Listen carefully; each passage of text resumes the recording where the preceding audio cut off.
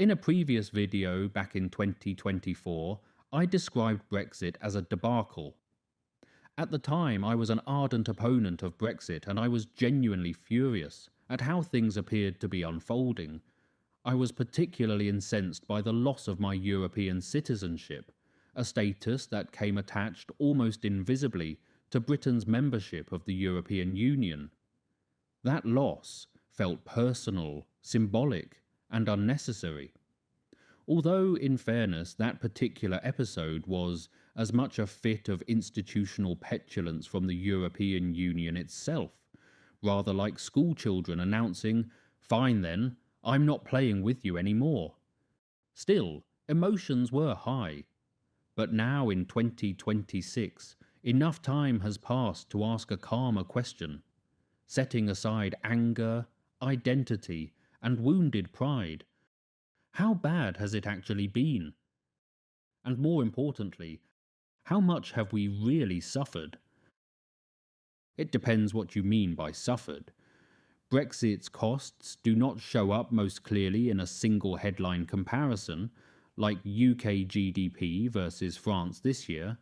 Instead, they tend to appear in trade intensity, investment, and long-run productivity, areas that are, conveniently, less visible in a news alert. On that basis, the most careful reading of the evidence is this.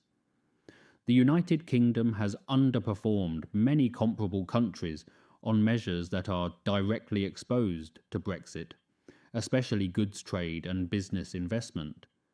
At the same time, the UK has not been uniquely weak across everything, and some peer economies, notably Germany, yes, the previously mighty Germany, the industrial powerhouse of Europe, have experienced very poor post-pandemic growth for reasons largely unrelated to Brexit, and rather more to do with global competition and the rise of Chinese industrial output. If we look first at overall economic growth since the pandemic, the UK sits quite clearly in the middle of the pack, neither a winner nor quite the catastrophe. By the third quarter of 2025, UK GDP was about 5.2% above its pre-pandemic level at the end of 2019. Not bad, no, but that compares with roughly 6.5% for the Eurozone as a whole and around 14.5% for the United States. Although some point out, with a straight face, that if you strip out investment in artificial intelligence, the American performance looks rather less miraculous. Germany, over the same period, stands out as particularly weak, so the UK economy has not collapsed relative to everyone else. Brexit has not been the unambiguous disaster some, myself included, once predicted, but it has also failed to match the strongest performers. Where the divergence becomes clearer and rather harder to argue away is in goods trade. UK exports and imports of goods have lagged behind those of other G7 economies. By the end of 2023, UK goods trade was still around 10% below its 2019 level. Across the rest of the G7, goods trade on average was about 5% above pre-pandemic levels. This pattern is consistent with trade frictions biting hardest in goods, where customs barriers, rules of origin and regulatory checks matter most, and optimism counts for rather less. Services, however, tell a slightly different story. UK services trade has been one of the stronger performers in the G7. By the end of 2023, it stood roughly 12% above its 2019 level. That matters because the UK is a services-heavy economy, and strong performance here has cushioned the overall impact, just enough perhaps to keep the argument going. It is also worth remembering that UK-EU trade still matters a great deal. In 2024, the European Union accounted for about 41% of UK exports and 51% of UK imports across goods and services combined, so even relatively modest increases in friction with the EU can have meaningful effects when you add them up across the whole economy, slowly, quietly, and without much drama. Because we cannot directly observe the UK's path without Brexit, economists rely on counterfactual methods. And by counterfactual, I mean an analysis of what would have happened if something in the past had been different, even though it did not actually happen. In short, if the vote had gone the other way, and Brexit hadn't happened. Using these approaches, a growing body of research suggests that by around 2025, Brexit had reduced UK GDP by roughly 6 to 8% relative to a Remain scenario. Business investment is estimated to be 12 to 18% lower, and productivity around 3 to 4% lower than it otherwise would have been. Numbers that are rarely described as trivial, except when politically inconvenient. So, compared with other countries, has the UK suffered that much? The answer is yes, but in a targeted way. If Brexit were the only force acting on the British economy, this would all be much simpler. It is not by any stretch. We are more than the economy, more than a trade balance. So to understand how Britain is actually doing, we need to look beyond trade figures and into the things people feel most directly: the NHS, living standards, and immigration. Let's start with the National Health Service. The NHS did not suddenly collapse because of Brexit. Its problems are older, deeper, and far more structural. An ageing population, chronic underinvestment, staff shortages, and rising demand were all firmly in place long before 2016. Brexit did, however, make a bad situation harder. The loss of EU health and care workers did not cause the crisis, but it challenged the system at exactly the wrong moment. Recruitment became slower, bureaucracy increased, and shortages in social care deepened, and as ever, the problems spilled straight back into hospitals. So if the NHS feels worse than it did a decade ago, that is not an illusion, but nor is it a simple Brexit story. It is the result of long-term strain, briefly intensified by Brexit and then pushed to breaking point by the pandemic. Living standards tell a slightly different and in some ways far more uncomfortable story. For many people, real wages have barely grown for more than a decade. Most people feel poorer, threadbare, and skint.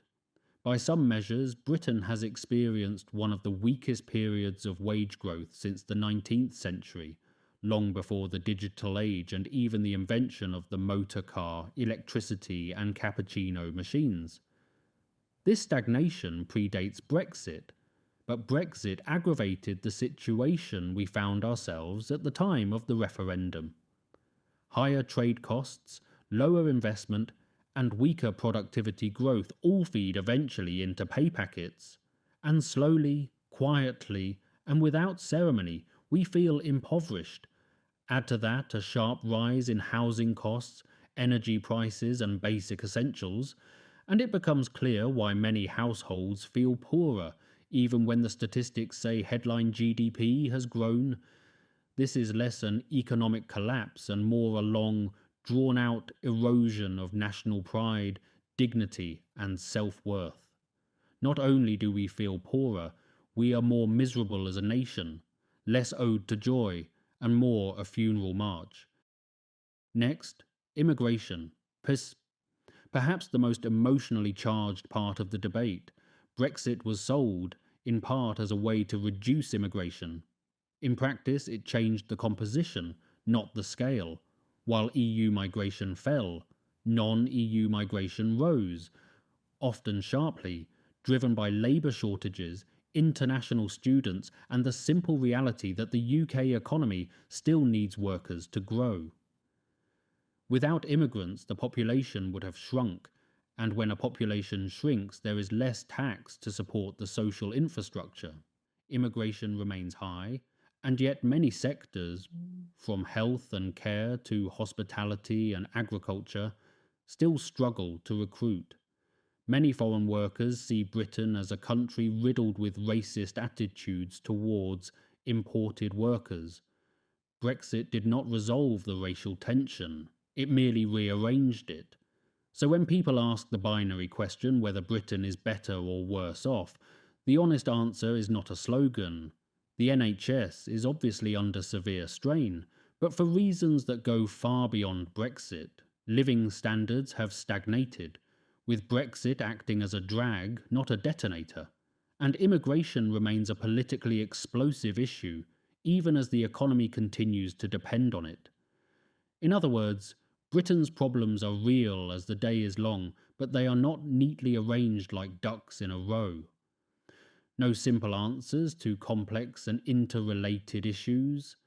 Brexit did not break the country, and the social fabric did not untangle, but it did arrive at precisely the moment when the margin for error had already disappeared.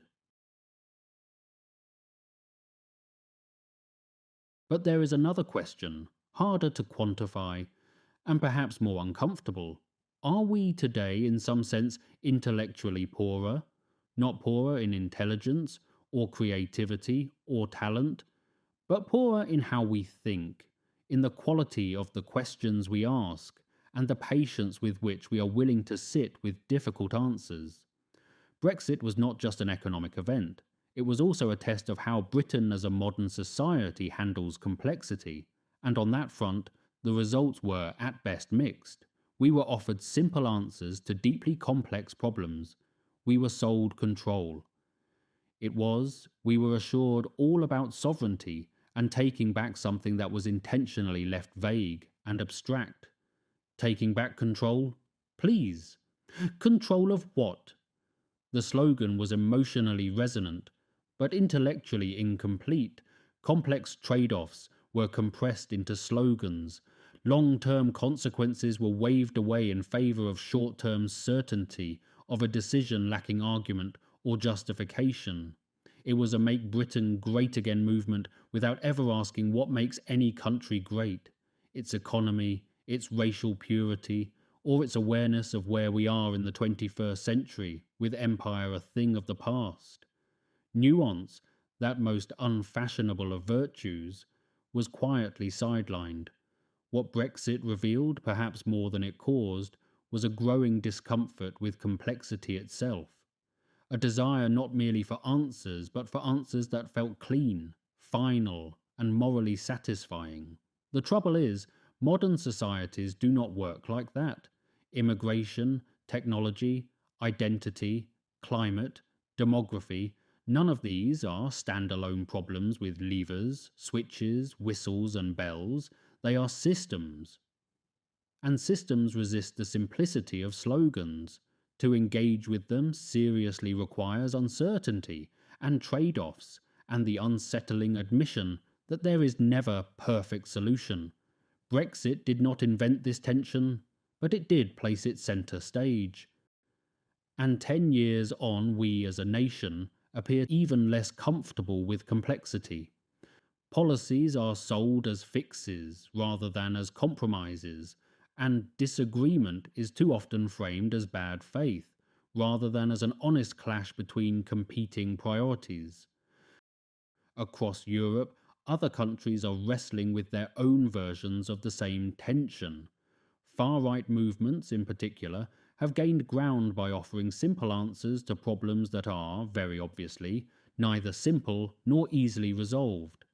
But reducing them to slogans or promises of instant clarity rarely leads to durable solutions. This is not a uniquely European phenomenon.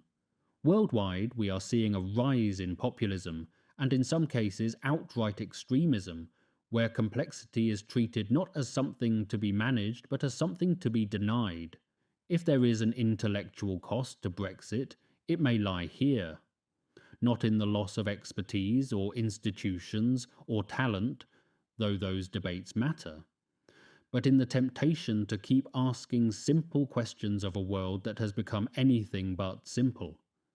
We need more Bertrand Russell and less Mr. Bean. The real risk is not economic decline alone. It is the quiet normalization of shallow answers to deep problems. Seeking freedom from entanglement, Brexiters have found themselves bound more tightly to their illusions, And if Britain is to navigate a rapidly changing society, that is the one luxury we cannot afford.